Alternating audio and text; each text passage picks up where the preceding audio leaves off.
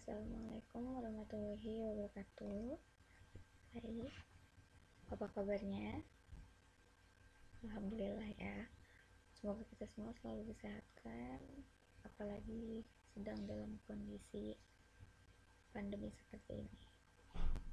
Baik, kita lanjutkan materi selanjutnya yang akan Ibu bahas. Kali ini adalah tentang limit. Oke, limit di sini bisa kalian lihat pengertiannya. Menuju suatu batas, sesuatu yang dekat tetapi tidak bisa dicapai. Oke. Kemudian mengapa harus ada limit? Ini bisa kalian pahami sendiri ya untuk bahasanya. Kemudian ini dalam bahasa matematika, limit itu ditulis seperti ini. Kemudian ini dibacanya seperti ini. Apabila X mendekati A, apabila X mendekati A, namun X tidak sama dengan A, maka fx mendekati L. Ya. Oke. Kalau ini adalah contoh bentuk limit ya. Nah, sekarang kita masuk ke sifat-sifat limit fungsi aljabar. Oke. Ini adalah sifat-sifatnya. Ini tidak perlu kalian hafal karena memang tidak mungkin kita hafal ya. Jadi yang penting kalian catat sehingga kalian bisa tahu nanti ketika akan menggunakan rumus yang harus menggunakan sifat-sifat limit, kalian bisa lihat di sini. Kemudian kita lanjut ke menentukan nilai limit fungsi aljabar. Oke, ada dua bentuk. Bentuk yang pertama ketika limit X mendekati A, bentuk yang kedua limit X mendekati tak hingga. Di sini kita ada beberapa cara yang bisa kita lakukan untuk menyelesaikan bentuk limit. Cara yang pertama adalah dengan cara substitusi. Ini adalah cara yang paling mudah. Tetapi cara substitusi tidak bisa dilakukan di sembarang bentuk. Kenapa? Karena di dalam limit itu tidak boleh ada nilai 0 per 0. Kenapa? Karena 0 per 0 itu akan menghasilkan nilai tidak diketahui. Seperti itu. Tetapi ketika ada bentuk limit yang ketika disubstitusikan nilainya tidak seperti ini, berarti itu bisa menggunakan substitusi. Ya, kita lihat contohnya. Contoh yang pertama, limit X mendekati 1 di mana 3X min 1. Nah, berarti ini tinggal kita substitusikan nilai X-nya menjadi 1. Jadi 3X di sini kita ganti dengan 1. Jadi 3 dikali 1, 3 dikurang 1 hasilnya adalah 2. Oke, paham ya? Sekarang kita lanjut contoh yang kedua. Limit X mendekati 2 untuk 2x kuadrat plus 5. Berarti x-nya di sini kita ganti dengan 2 ya. Nah, di sini sudah kita ganti dengan 2. 2 dikali 2 dikuadratkan ditambah 5. Hasilnya adalah 13. Oke, kemudian contoh yang ketiga bisa kalian lihat. Ini juga sama ya dengan contoh 1 dan 2. Jadi Ibu skip. Kita lihat contoh yang keempat. Nih. Limit X mendekati 1 di mana 1 per X plus 1. Kita substitusikan. Ini hasil substitusi. Ini juga. Nah, hasilnya 0 per 2 adalah 0. Ini masih bisa diterima karena hasilnya bukan 0 per 0. Kemudian contoh yang kelima. Limit X mendekati 1 di mana 2X plus 3 per X. X-nya kita ganti dengan 1. Di sini juga hasilnya adalah 5. Oke, contoh yang keenam juga sama. Karena di sini hasilnya bukan 0 per 0, maka dengan pakai cara substitusi bisa dilakukan. Contoh yang ketujuh juga bisa kalian lihat ya. Karena untuk substitusi masih sangat mudah. Oke, kemudian langkah yang kedua. Cara pemfaktoran digunakan apabila cara substitusi menghasilkan nilai limit yang tak terdefinisikan. Maksudnya apa? Kita lihat contoh. Limit X mendekati 2. X kuadrat min 4 per X2. ini kita pakai cara substitusi nih. Nah, hasilnya kan 0 per 0. Ini tidak diperbolehkan di dalam limit, sehingga tidak bisa dengan cara pakai substitusi. Maka dari itu, setelah kita bisa lihat dari soal ini dengan cara pemfaktoran. Oke, contoh 1. Limit X mendekati 2, di mana X kuadrat min 4 per X2. Maka X kuadrat min 2 ini kita faktorkan seperti cara pemfaktoran yang kemarin kita bahas. Didapat X min 2 X plus 2. Nah, di sini kan bisa ada yang kita coret, sehingga sisanya limit X mendekati 2 adalah X plus 2. Baru setelah bentuk sederhana seperti ini, kita bisa substitusikan gitu. Jadi tidak bisa substitusi langsung sebenarnya. Nah, di akhir penyederhanaan kita substitusikan kembali, nilai X-nya adalah 2, jadi hasilnya adalah 4. Oke, itu contoh 2 sama ya dengan contoh 1. Kita bahas contoh 3. Limit X mendekati min 2 untuk 5X kuadrat plus 9X min 2 per X plus 2. Nah, ini berarti kita pakai pemfaktoran yang A lebih dari 1 atau A tidak sama dengan 1 ya. Jadi, kalian silahkan hitung terpisah. Maka di sini didapat 1 per 3, 5X plus 10, 5X min 1 per X plus 2. Nah, ini kan bisa ya dibagi 5X, oh maaf, ini harusnya 1 per 5 ya, ini bukan 1 per 3, 1 per 5. Nah, sehingga hasil dari 1 per 5 dikali 5X plus 10 adalah ini tetap.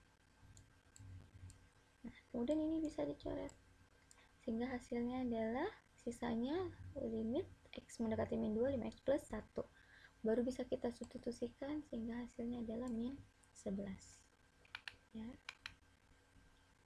Oke, kemudian contoh 4. Limit X mendekati 3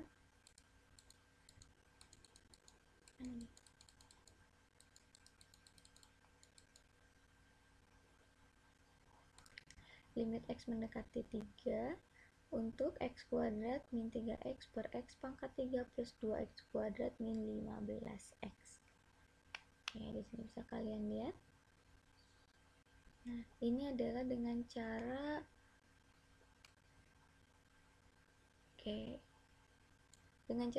bukan penyederhanaan sih, penjabaran aljabar. Jadi yang penting bagaimana caranya agar bisa sederhana. Nah, ini kenapa X-nya bisa dikeluarkan? Kalian coba kalikan. X dikali X hasilnya X kuadrat. X dikali min 3 hasilnya adalah min 3X. Jadi kita sederhanakan sedemikian sederhana. Nah, sehingga ini kan bisa dicoret X-nya. Sisa limit X mendekati 3, X min 3 per X kuadrat plus 2X min 15. Nah, baru ini kita faktorkan hasilnya ini, sehingga ini bisa dicoret, sehingga hasilnya limit X mendekati 3, 1 per X plus 5. Maka kita substitusikanlah 3 nya ke X, didapat 1 per 8. Oke. Jadi di sini bisa kita pahami ya, pada intinya adalah ketika tidak bisa dengan cara substitusi, maka kita coba dengan cara yang lain. Nah, salah satunya adalah dengan cara pemfaktoran. Nah, kemudian setelah itu, ketika dengan cara pemfaktoran pun nanti tidak bisa, maka kita bisa lihat lagi dengan cara-cara selanjutnya. Oke, selanjutnya ketika tadi kita membahas poin yang limit mendekati X mendekati A, sekarang kita ke bentuk yang kedua, yaitu limit mendekati tak hingga. Oke, di sini bisa kalian lihat metodenya adalah dengan salah satunya metode membagi dengan pangkat tertinggi penyebut. Jadi kita bagi dengan pangkat tertinggi penyebut. Oke, contoh yang pertama bisa kalian lihat limit X mendekati tak hingga untuk fungsi ini. Nah, membagi dengan pangkat tertinggi penyebut. Berarti kita lihat pangkat tertingginya berapa sih? Di sini ada x kuadrat, ada x di penyebutnya juga ada x kuadrat, ada x. Nah, ternyata pangkat tertingginya adalah x kuadrat. Sehingga kita bagi semua dengan x kuadrat. Nah, sehingga didapat ini hasilnya. Nah, lalu x-nya kita substitusi dengan tak hingga. 6 dibagi tak hingga selalu 0. Jadi ketika ada angka dibagi tak hingga hasilnya 0. Ini pun 0. 0. Sehingga hasilnya adalah 4 dibagi 2 sama dengan 2. Kemudian contoh yang kedua, bisa kalian lihat limit x mendekati tak hingga. Ini berarti pangkat tertingginya x pangkat 3 atau x pangkat 2? Tetap x pangkat 2 ya, bukan x pangkat 3. Kenapa? Karena yang dilihat adalah penyebut. Nah, penyebutnya ini. Sehingga semuanya kita bagi dengan x pangkat 2. Hasilnya ini. Kemudian 4 dikali tak hingga dikurangi 5 dibagi tak hingga, 3 dikurangi 7 per tak hingga dikuadratkan. Untuk perkalian, maka hasilnya adalah tak hingga selalu ya. Ini tadi ibu bilang kalau dibagi tak hingga hasilnya 0. Oke, sehingga hasilnya adalah tak hingga dibagi 3 hasilnya tak hingga. Jadi selalu ketika tak hingga dibagi angka adalah tak hingga. Ini adalah cara proses yang benar. Kemudian ada langkah cepat yang bisa kita ambil caranya. Ini adalah rumusnya. Ini bentuk rumus umum. Nah, L sama dengan 0. Jadi hasilnya L sama dengan 0 jika dan hanya jika N kurang dari M.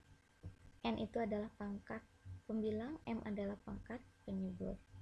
Kemudian L sama dengan A per P. Jika dan hanya jika N sama dengan M. Seperti yang contoh 1 ya. Ini pangkatnya sama sehingga tinggal kita ambil saja. Nah, 4 per 2 kan hasilnya sama. Itu adalah langkah cepatnya ya. Kemudian yang ketiga, L sama dengan tak hingga jika dan hanya jika N lebih dari M. Contohnya adalah contoh yang ketiga, bisa kalian lihat N lebih besar daripada M sehingga hasilnya tak hingga. Nah, seperti itu ya. Kemudian cara yang selanjutnya adalah metode mengalihkan dengan faktor sekawan atau merasionalkan penyebut.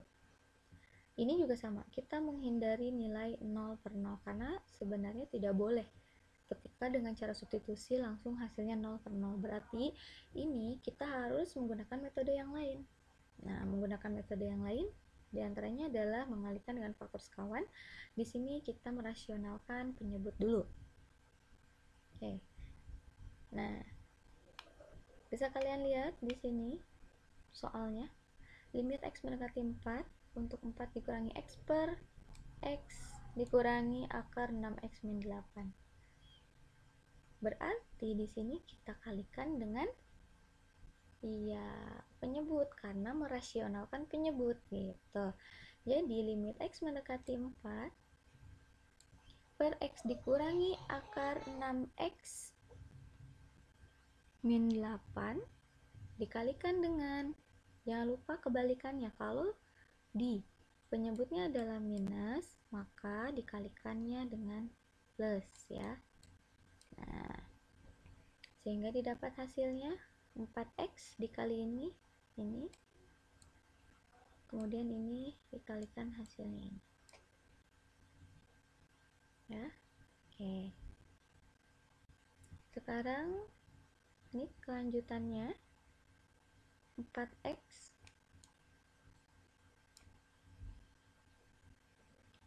Ini kan X dikuadratkan hasilnya X kuadrat, kemudian akar 6X min 8 dikuadratkan akarnya hilang.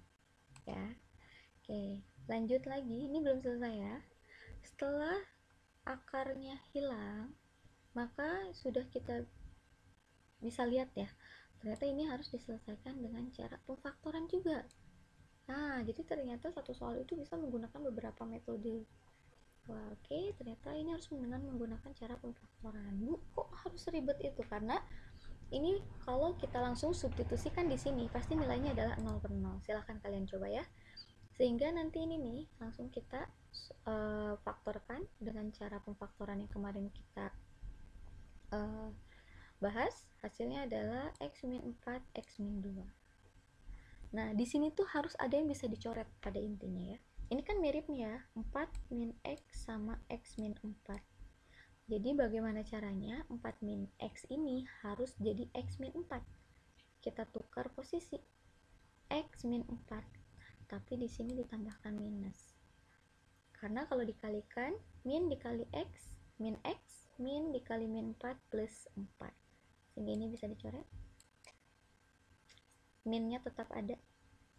Nah, setelah bentuk seperti ini, baru bisa kita substitusikan X4. Maka kita akan menemukan hasil min 4. Ya.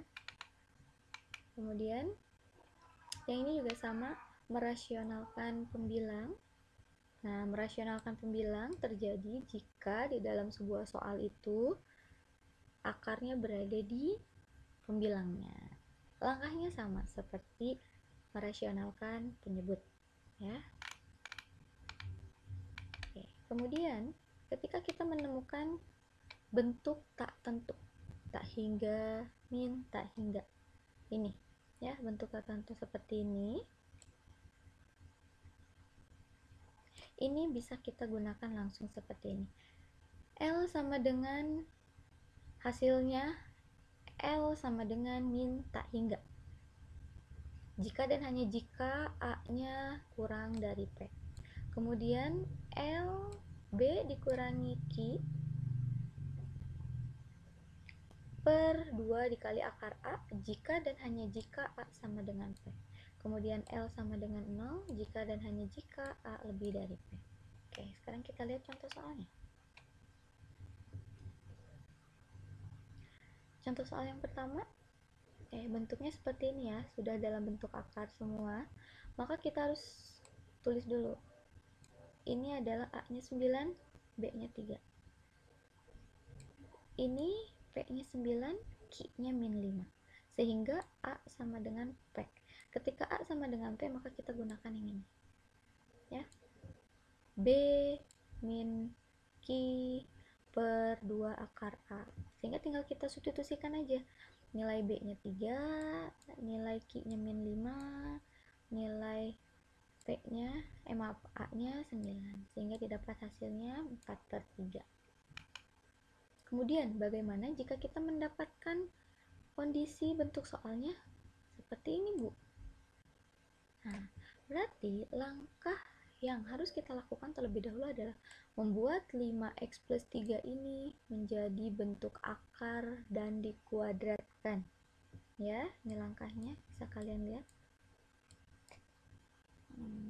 Setelah dalam bentuk akar, baru bisa kita cek. Ini nilai A-nya 25, nilai B-nya min 9, nilai P-nya 25, nilai Q-nya min 30. Nah, A sama P-nya sama, sehingga kita menggunakan B min Q per 2 akar A. Sehingga didapat hasilnya 21 per 10. Baik, seperti itu ya jadinya ya. Jadi, pada intinya untuk menyelesaikan penyelesaian limit bentuk aljabar itu, kita harus bisa menyederhanakan sesederhana mungkin dengan metode-metode yang ada tadi yang sudah Ibu jelaskan. Bagaimana Bu, kita cara membedakan menggunakan metode yang mana? Bisa kalian lihat dengan kasat mata dari soal. Ya, soal sederhana bisa kalian lihat, oh ini bisa dengan cara substitusi. Tapi ketika dengan cara substitusi kalian menemukan nilai 0/0 hasilnya, nah berarti itu tidak bisa. Kalian tinggal lihat aja kira-kira bisa menggunakan metode yang mana. Baik, kalau gitu Ibu cukupkan penjelasan materi tentang limit fungsi aljabar. Terima kasih. Assalamualaikum warahmatullahi wabarakatuh.